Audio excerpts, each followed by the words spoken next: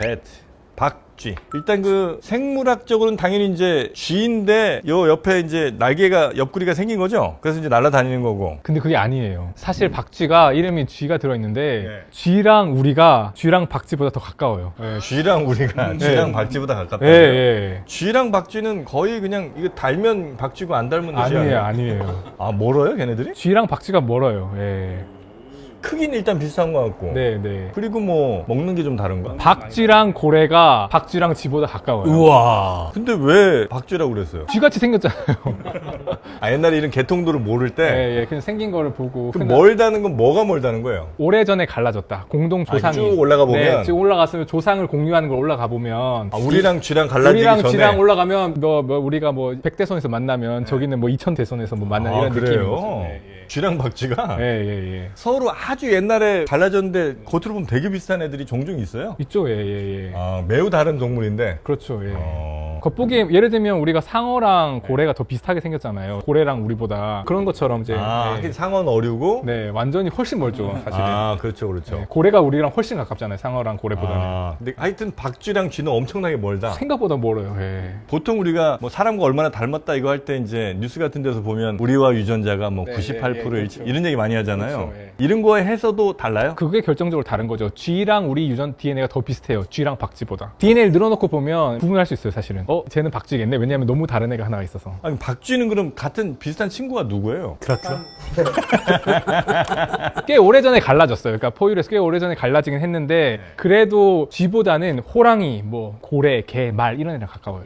네. 걔네들이 이제 로라시아 상목이라고 하는 분류군에 포함되는데요. 쥐는 로라시아 상목이 아니에요. 아, 그래요? 얘랑 좀 비슷한 애는 그러니까 박쥐가 종류가 많아요? 엄청 많죠. 예. 가끔 왜 인터넷 보면 사람만한 박쥐 뭐 있잖아요. 인도네시아인가 어디 뭐 거꾸로 이런 데 매달려 있는 무섭더라고요. 그거. 진짜 막 이만한 애가.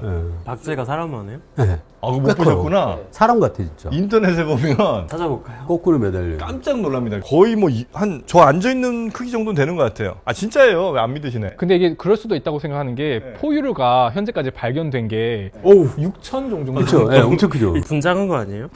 처음에 이 사진 보고 정말 드라큘라인 줄 알았어요. 정말 좀 사람. 이게 진짜 동물이라고요? 네. 그렇다니까. 아, 박쥐가 엄청 큰 애가 있어요. 그래서 세상에. 전체 포유류가 몇 종이요? 6천 종인데요. 네. 그 중에서 1,400종 정도가 박쥐예요. 네? 20% 이상. 말도 안 돼. 그러니까 6천 종 중에서 1,400종 포유류가 6천 종밖에 안 돼요? 현재까지 발견된 게 그 정도밖에 안 되고 근데 그 중에 1,400종이 박쥐. 와. 그리고 쥐 설치류가 2,000종이 넘어요. 그래서 쥐랑 박쥐랑 합치면 전체 포유류의 절반이 넘습니다.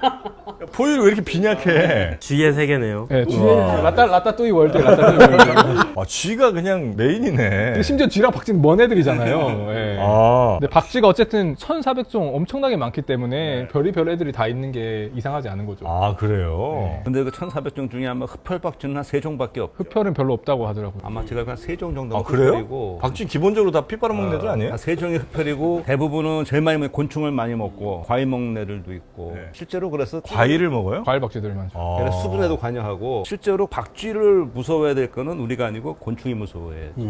70%의 박쥐가 엄청난 곤충을 잡아먹어요. 아, 1,400, 뭐 1,500종 중에 피 빨아먹는 애들이 3종밖에 안 제가 돼요? 알기로는 3종 알고 있어요. 그걸 만드는구나. 굉장히 소수구나. 근데 왜 우리는 그렇게 피 빨아먹는다는 인식이 이렇게 강한 거야? 드라큘라 때문에. 영화 때문에 드라큘라. 뱀파이어. 아, 그래요? 드라큘라는 인간일 리는 없구나. 좀 멀겠다 인간하고. 그러게요.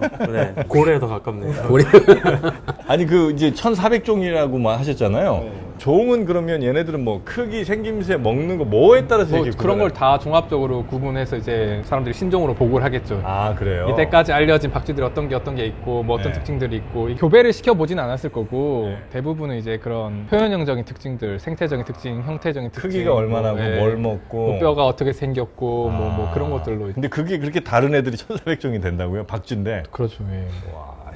저는 어디서 본 것 중에 정말 신기했던 게 박쥐 날개였어요. 5손가락으로 손가락을 쫙 펴서 이렇게 날아요. 손가락 5개가 길어져서 그게 이 날개를 버텨요. 이렇게 날아요. 아, 그럼 약간 오리처럼 이렇게 발가락 사이에 물갈퀴가 있는 것처럼 그렇죠.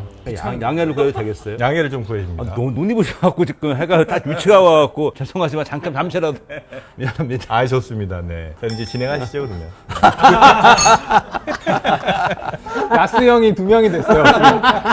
아니 그래서 박쥐가 어마어마한 종이 많은. 근데 이 박쥐는 대체적으로 다 어두운 걸 좋아하는 건 맞는 거죠? 그런 것 같아요. 예, 보통 주행성들도 조금 있긴 한데 대부분 야행성들이 많은 것 같아요. 예. 이게 이제 밤에 그렇게 좋아하는 거는 천적들을 피해서요? 아니면 밤에 이제 뭘 먹이 찾아다니기가 쉬워서 그런가? 두 개가 다 있지 않을까요? 그러니까 낮에는 이제 먹이 경쟁도 있고 자기보다 큰 다른 동물들에게 피식당할 위험도 크고, 근데 밤으로 가면서 박쥐가 발전시킨 능력이 다들 아시는 소리로 그 먹이를 탐지하는 능력을 초음파 뭐 갖추게 이런 거. 되죠. 예. 그러니까 이게 닭이 먼저인지 달걀이 먼저인지가 잘 모르겠는데 저는 새와의 관계가 되게 중요할 것 같아요. 조류. 왜냐하면 박쥐가 대충 한 5, 6천만 년 전쯤에 이제 진화했다고 생각하는데 새는 그보다 한 1억 년 정도 먼저 진화했었거든요. 네. 그때는 사실 뭐 익룡도 있었고 새 말고도. 근데 그 이후도 새는 공룡 다 멀쩡해도 새는 공룡이잖아요. 예, 예, 예. 그러니까 새가 계속해서 살고 번성했으니까 이미 하늘이 새의 제국이었어요. 그러네요. 예. 그런데 박쥐가 이제 만약에 똑같이 새와 이제 날개를 가지고 날아다니면 낮에는 새와 경쟁을 하면 먹이 경쟁도 해야 되고 매나 독수리 같은 포식자들도 있잖아요.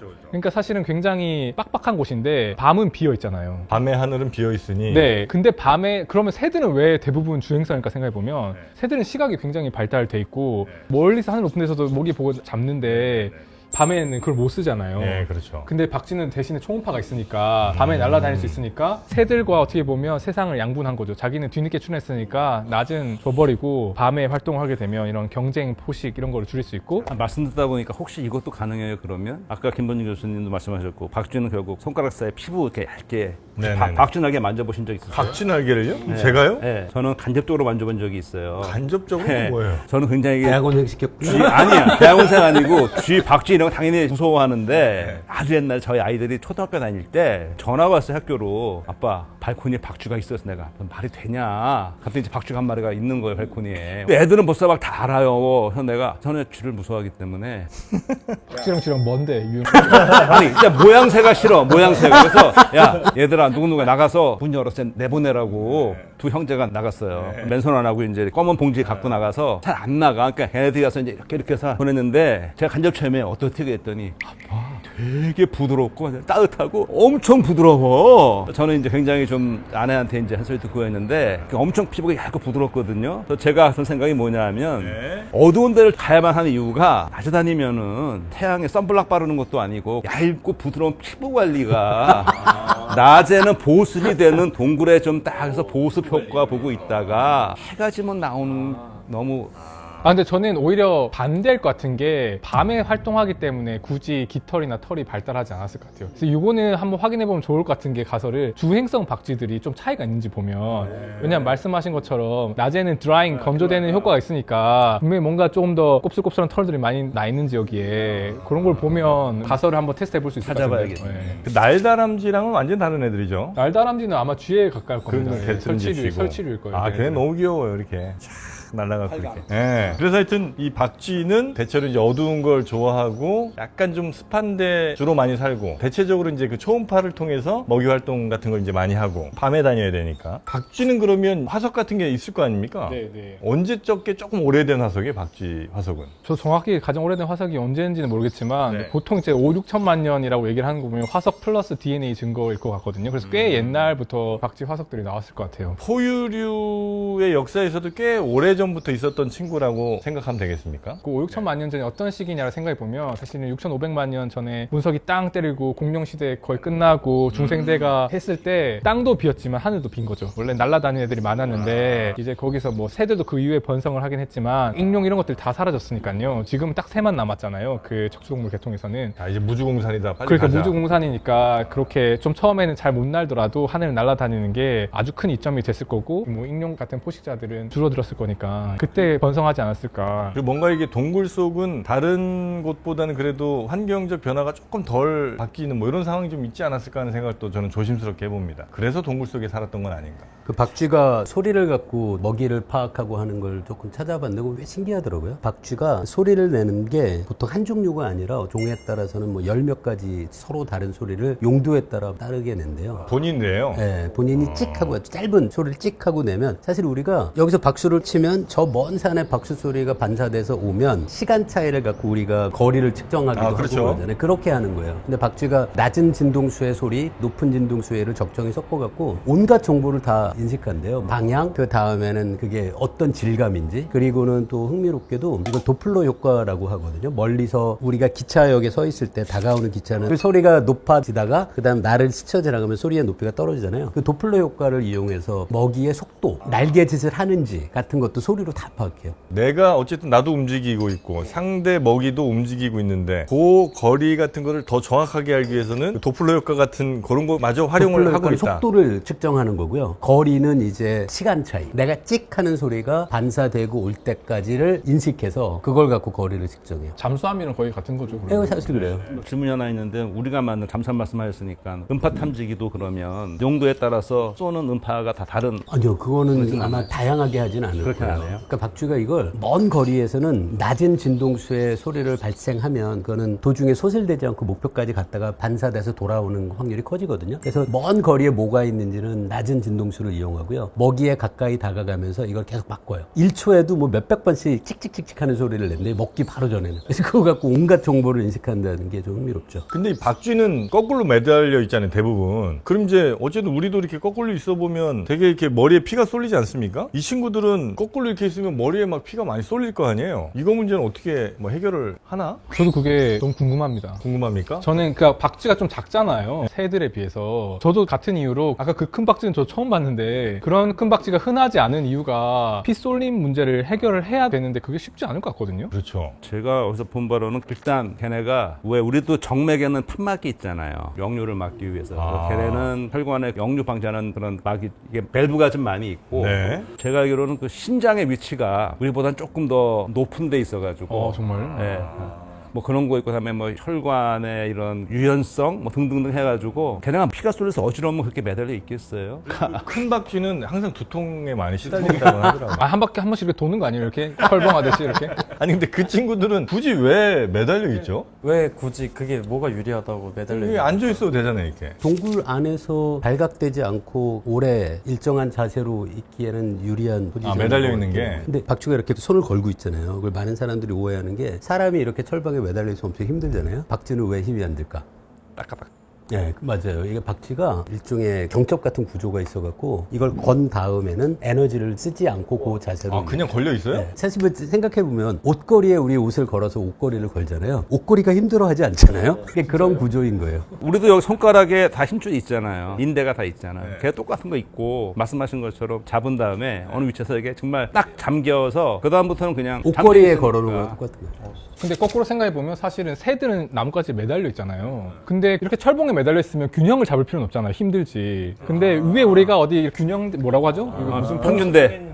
예? 평균대. 평균대 여기 가려고 하면 균형 서 있으면 온몸에 힘줘야 되잖아요. 그렇지. 그러니까 차라리 우리 균형을 잡아야 되면 에너지를 더 써야 될 수도 있을 것 같아요. 역발상으로. 예. 매달리는 것만 잘 매달리면 사실 굳이 뭐 이렇게 바람 불어도 다시 저절로 가운데로 오잖아요. 근데 위에 있으면 바람 불면 앞으로 떨어질 수 있잖아요. 뒤로 떨어질 수도 있고. 그러니까 에너지적으로도 더 효율적일 수도 있다는 생각이 들더라고요. 그렇죠. 박쥐는 자기가 잡고 있는 거에 비해서 항상 무게중심이 아래에 있으니까 뭐 무슨 일이 있어도 안정적인데 새 같은 경우에는 잡고 위에 서 있으면 그러면은 정말 불안정하죠.